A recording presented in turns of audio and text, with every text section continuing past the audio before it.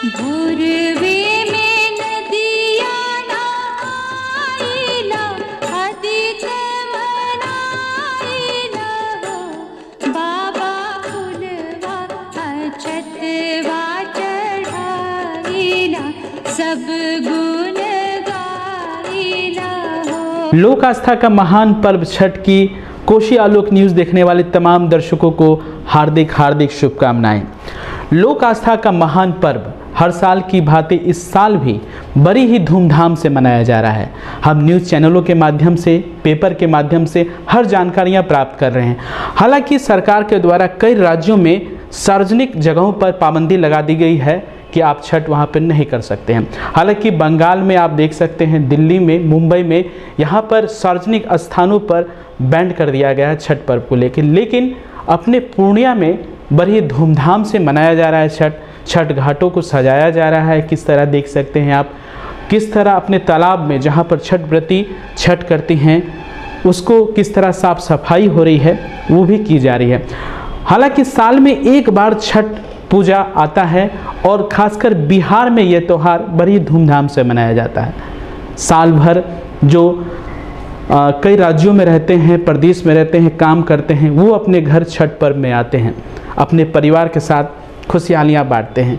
हालांकि इस कोरोना काल में, कोविड काल में इस बार सरकार के द्वारा कई दिशा निर्देश भी जारी किए गए हैं और इससे पहले भी कई त्यौहार जो हम मनाते आए हैं, कई पाबंदियों में मनाते आए हैं। हालांकि होली से लेकर दीपावली तक हम लॉकडाउन के शिकार होते रहे हैं।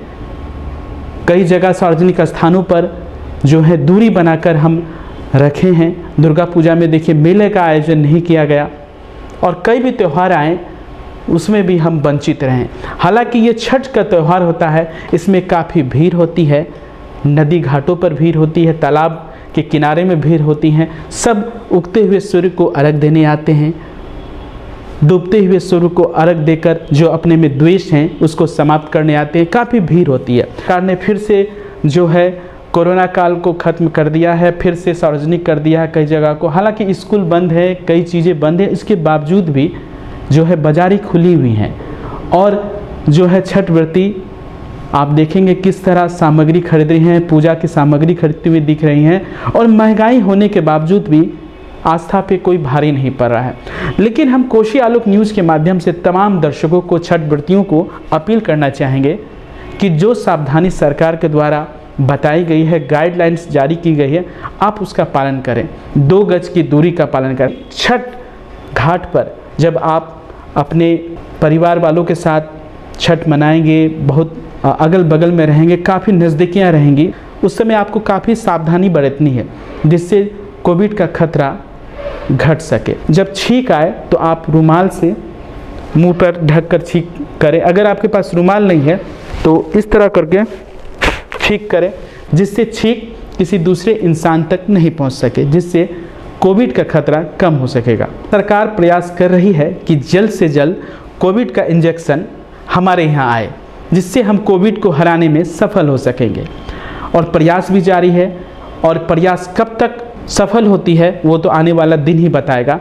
लेकिन हम इस छठ की बात कर लें, इस आस्था का महान छठ बड़े ही धूमधाम से मनाया जाता और ये पर्व सबसे अलग पर्व है। 4 दिन चलने वाला ये पर्व हालांकि नहाय खाए से शुरू होता है। छठ व्रती नदी घाट पर जाती हैं, अपने को शुद्ध करती हैं, स्नान करती हैं, आस्था की डुबकी लगाती हैं। उसके बाद घर में चावल, दाल और ख़ास बात लौकी की सब्ज़ी बनाकर पूरे परिवार के साथ खाकर छठ के त्यौहार की शुरुआत करती है। दूसरा दिन खरना का होता है। खरना में शाम को रोटी, खीर बनाकर छठ मैया को चढ़ाती हैं। उसके बाद खुद खाती हैं और सपरिवार प्रसाद देती हैं। उसके बाद 24 घंटे का निर्जला उपवास रखती हैं। बहुत बड़ा ये पर्व होता है महिलाओं के लिए। खासकर कितनी साफ सफाई बरतती हैं वो तो आज से ही, यानी कि नहाय खाए से ही देखने को मिलता है कि घर की किस तरह साफ सफाई करती हैं। और ये शरीर के साथ साथ अपने घर की साफ सफाई करने से जो छठ मैया है काफ़ी प्रसन्न होती हैं। सबसे पहले शुक्रवार को डूबते हुए सूर्य शाम को 5:31 पर आप अर्घ दे सकते हैं डूबते हुए सूर्य को, और जो मन में द्वेष है, जो कमियां हैं उसको दूर कर सकते हैं। और सूर्यदेव आपकी सभी जो कमियां हैं उनको हर लेंगे। उसके बाद दूसरे दिन शनिवार को सुबह 6:41 से लेकर 48 मिनट तक जो है ये समय रहेगा, जिसमें आप उगते हुए सूर्य को अर्घ देकर मिनती मांगेंगे। और जिस तरह सूर्य उदय होता है उसी तरह आपके जीवन में प्रकाश ही प्रकाश उदय होगा।